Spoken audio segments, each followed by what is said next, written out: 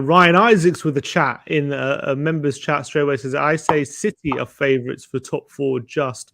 And that is actually the topic of the first topic we're going to discuss, because Spurs, obviously, off the back of now 3 consecutive wins, albeit Sunday's win was, you can say, quite fortunate. I think we can all agree, although it was gritty, and I think it was a good win, but definitely rode our luck.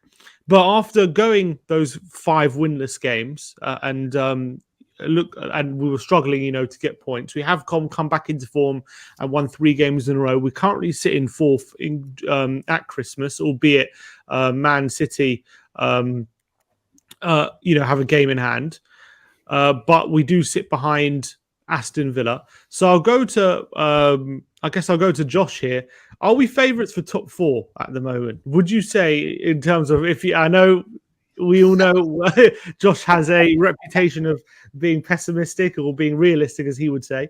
What do you reckon? Do you reckon the bookies have us as favourites for top 4? Do you think that we are a safer bet than some of the other teams at the moment? The bookies, I think the bookies would probably side with us because they like a lot of historical data, and they will go off the fact that we've qualified. Can you hear me well, by the way? Yeah, I can hear you. Yeah, okay, good. The screen just went a bit funny there, but yeah. I'm just trying to solve, because there's a bit of some reason it's a bit weird. I'm trying to figure it out, but anyway, keep going. Yeah, so I think the bookies would, because they look at the historical stuff, and we've obviously qualified so many times in the past decade, and we're a safer bet than someone like Villa, who hasn't done it in probably since the 80s or something. I don't know. And yeah, so yeah, bookies wise, maybe my personal opinion is that on this side of January, where Villa have a stronger squad than us, we don't have. What are you laughing at? Simon, I went from having half my head off and Simon fit in, so then Simon's. I'm going to have to get the yellow pages out in a minute. The overlay, see if I can fit a better one. But keep going, Josh. People can hear you. I thought my opinions were that outlandish. They just openly were laughing. But yeah, so I think this side of January, February even, where we've still got the weakest squad out of the top 5, I'd say. Weakest available squad. It's not that we have the weakest squad. I do believe our first 11, if it was fit all year, I actually believe that it could probably challenge for the title the way that this league is right now. But I believe that we will have probably more injuries. Yeah, we already are losing 3 of our best players to AFCON and the Asia Cup or whatever. And then these people that are getting excited about, Van der Ven and Maddison maybe coming back in January, and Bentancur, that's not actually what Ange said. Ange said that none of them are close to first team training. He said Van der Ven might be a bit ahead of schedule, and they're January-ish, which to me means either late January or probably like maybe start training in January, late January, and then they'll be playing in February. So with that in mind, I think there's a chance for teams like Villa, if they continue how they have been, to build a little gap between us. And then it's like, where are we, let's say, mid to end of February? Are we still within touching distance? If we are, yes, I think we could be favourites. But right now, I don't see us as favourites, no, to be honest with you. Don't see us as favourites. Even though we have, with injuries, though, I know our form in terms of results-wise, it did dip. But we have, do you not think we've shown like quite a good level of consistency, just a performance level throughout the whole season, even though obviously there have been games where we have dips and we have had poor performances, but by and large, would you not agree our performance level has been generally consistent, even during that period with injuries?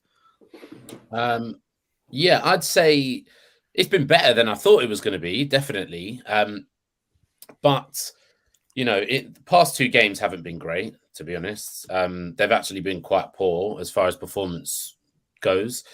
I don't think we can keep that up. And I also don't think we can expect Ange to continue working miracles, because what you've got to understand is like these little injuries that we get right now where we've had our full squad mean that we're going to our B team in January.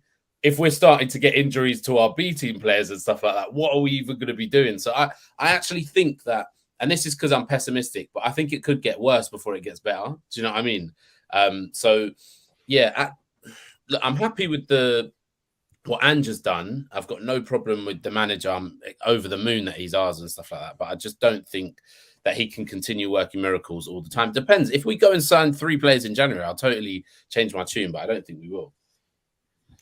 Si, where do you stand on that? Do you think that the way Spurs have played this season means that right now that top 4, I wouldn't say it's theirs to lose, but they're probably, are they the favourites to make it ahead of like a team like Villa, or ahead of Man City at the moment? But obviously, I don't think anyone would say we're favourites to finish above them. But looking at the top 4 at the moment, you got to say City, Liverpool, and Arsenal are probably shoo-ins.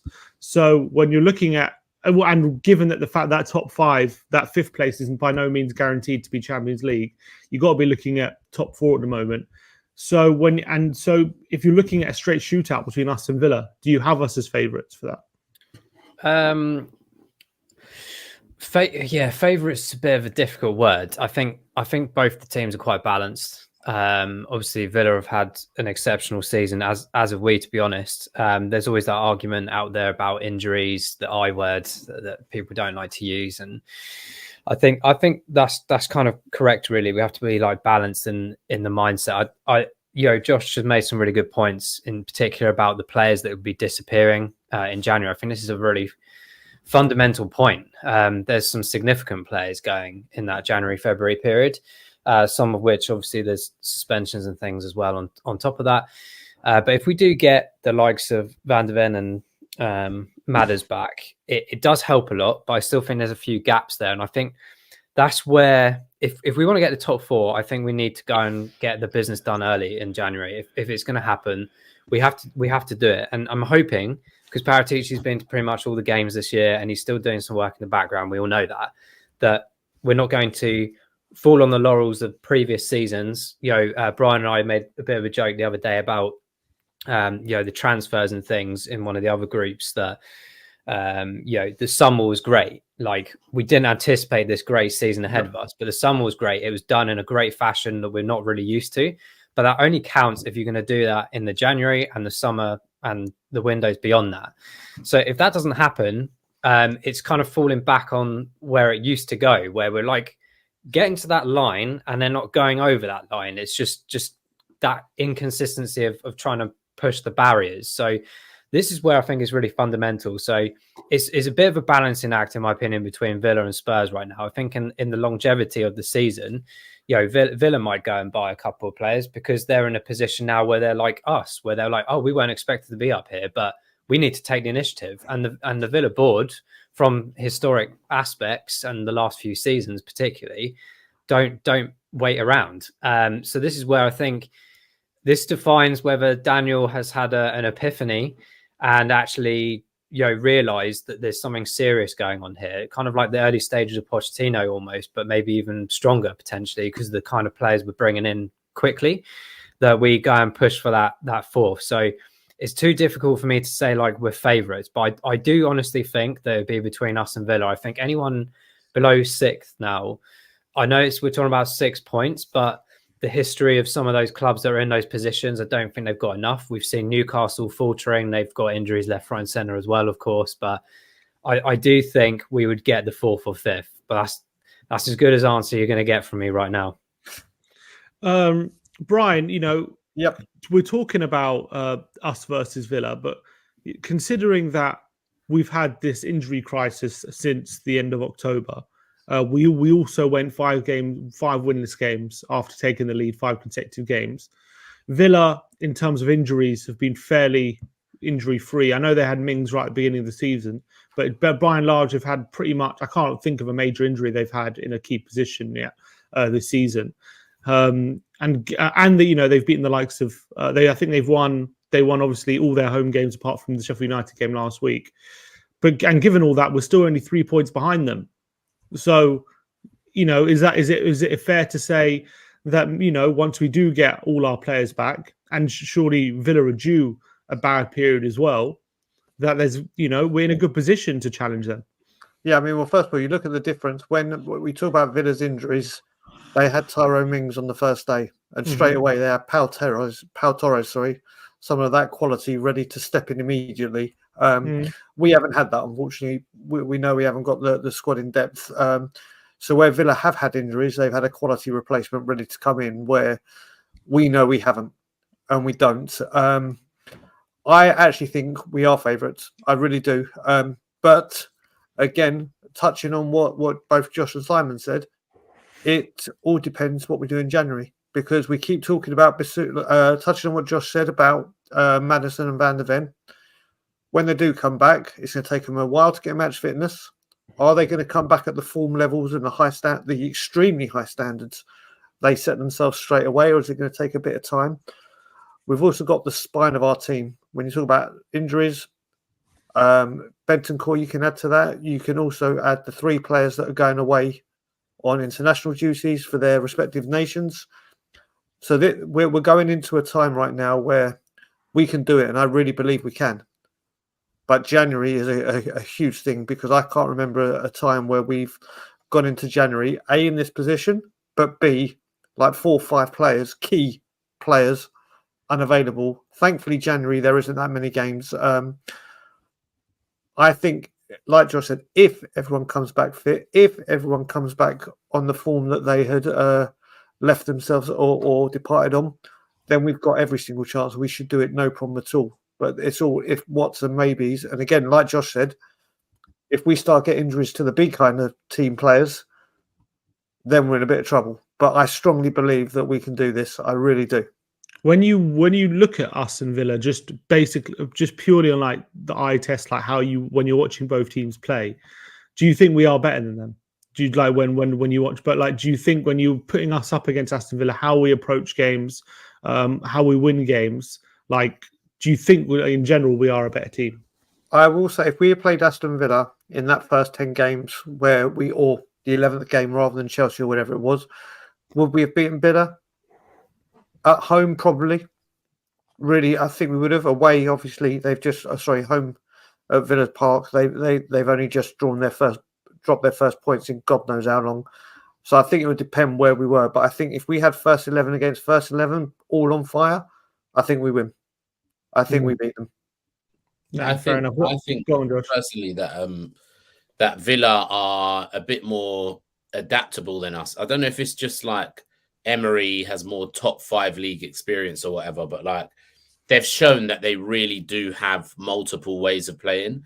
I think we are better in our normal way of playing when we have our first 11, but you know, I've seen them do multiple things. Do you know what I mean? Like they really can sit back and play pragmatic and do that well as playing the high line. So it's a bit of a funny one, you know. I think they're better than a lot of people give them credit for. That's all I'm saying. I feel like how Ange adapted to like a lot of our injuries and found solutions to a lot of the problems. Mix things up and still got us playing good football, even though we had lots of injuries. Like if Villa had some of the injuries we had, would Emery be able to keep up the standard performance that they? I know we dropped off, obviously, with results wise, but I thought the performance level was still kind of strong. And obviously, we're back to winning ways at the moment. Like if Villa had a similar injury crisis, I feel like Emery is. I don't know if he would be able to cope with the injury crisis as well as we have. I don't know if his football is as adaptable as Ange. Like, would he be able to put like Ange has done with Kulusevski, be able to move him in the centre and use him as a number 10 and just be adaptable. I feel like Emery sees players as quite rigid. I know he's mixed up with McGinn and a bit like he's played him a bit out wide, playing and inverting centre mid and stuff like that. But when I see Ange and how adaptable he is with players in certain positions, I feel like he might be a bit more flexible than Emery, albeit Emery is a bit more flexible with kind of formation. Sometimes it goes back 3, sometimes it goes with back 4.